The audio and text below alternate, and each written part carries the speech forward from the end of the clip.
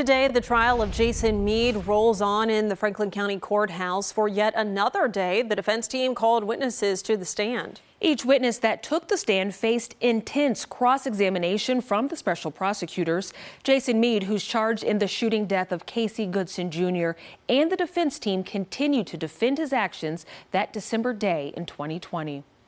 When you saw the person in the doorway and you were giving commands, was your intent to shoot him at that point? No. When you saw the gun come back at you, what was your intent, Jason? To not die, to protect myself. Is that why you fired the weapon? Yes, sir. I heard Jason yell, "Show me your hands," and then I heard gunshots. So this is the fifth day of witness testimony, the second time we've seen Meade take the stand. NBC4's Anna Hoffman has been following this case closely for us. And Anna, you were in the courtroom for testimony today. What can you tell us?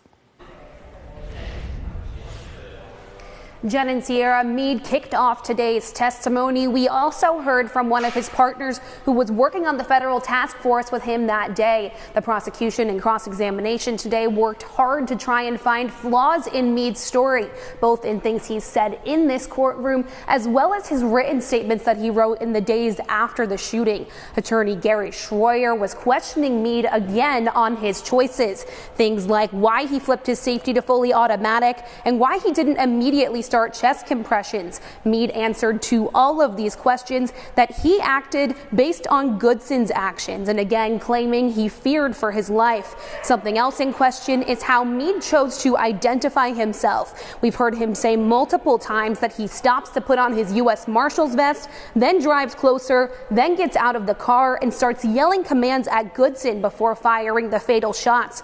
Schroyer asked him if he turned his lights and sirens on while driving to Goodson's home.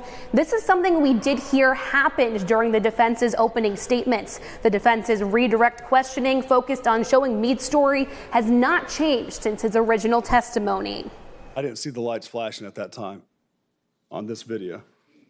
And so how do you activate the lights? The lights are activated on a button on the console, like right beside the steering wheel. But you do agree that the lights are on after you got in and got out? On this video, yes, I agree.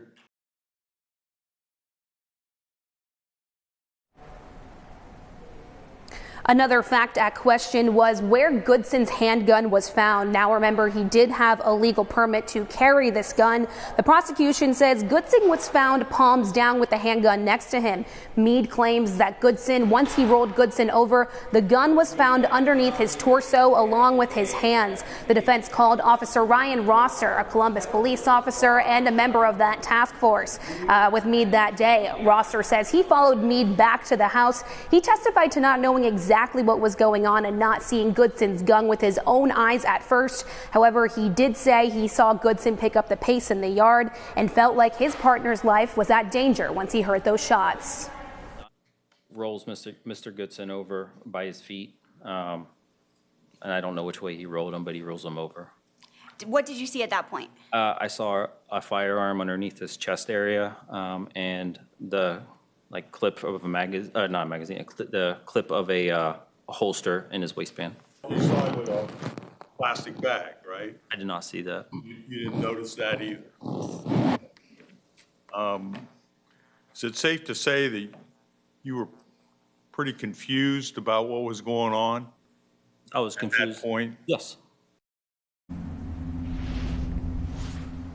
Today, we also heard from a use of force expert. He testified to whether or not he believes Meade's actions were reasonable. We'll have more on that tonight at 6. Local for you at the Franklin County Courthouse, I'm Anna Hoffman, NBC4.